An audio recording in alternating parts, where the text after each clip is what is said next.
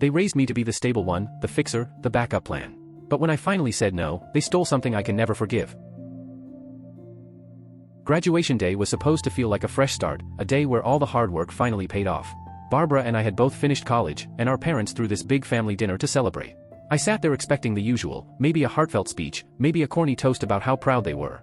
You know, the kind of thing parents do. But then my dad's face lit up, and my mom leaned in with this excited sparkle in her eye. They turned to Barbara and said, "We got you a house." A house. Not just any house, but a brand new one, fully paid off, worth around $120,000. My sister gasped, covered her mouth like she was shocked, but I knew that act all too well. She always knew. She always got the big surprises. The room erupted in applause, cousins cheering, relatives patting her on the back like she'd just won the lottery. My heart was racing, because surely they had something for me too. Maybe not a house, but something that actually showed I mattered. My mom turned to me with that drawn-out smile and said, "And for you, Tom, a gym membership." I blinked. For a second, I thought maybe she was joking. But no, the smiles didn't crack. They were dead serious. The silence around me lasted all of half a second before Barbara burst out laughing. Then my dad joined in. Then my cousins. Soon the whole table was shaking with laughter, like my humiliation was the best entertainment of the night. Something inside me snapped. I shoved my chair back and stood up. "Are you kidding me?" I shouted over their laughter. That only made them laugh harder. Barbara wiped at a fake tear and smirked, "Don't be so dramatic, Tom." I turned to my parents, my chest tight. "You gave her a house, and me, what? A hint that I should lose weight?" My mom sighed, shaking her head like I was embarrassing her.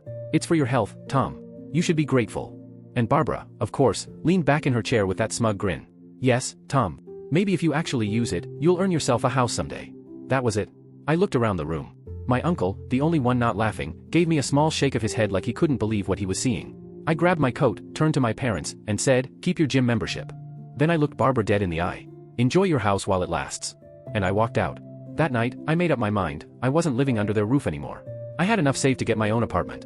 It wouldn't be big, but it would be mine. A month went by. I'd moved out, cut ties, and was starting to breathe again.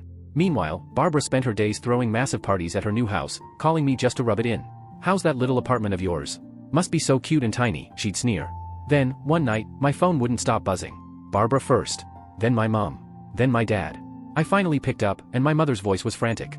Barbara had lost the house. At first, I thought it was a burglary or maybe some freak accident.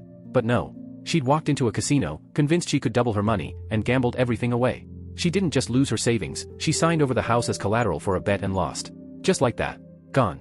I almost laughed, not because I wanted her to suffer, but because it was so absurd. My father's voice came next, stern but desperate. "We need your help. She has nowhere to go. Can you cover her rent until we figure this out?" I hung up. The next day, Barbara showed up at my apartment. She wasn't laughing anymore. Her makeup was smudged, her perfect hair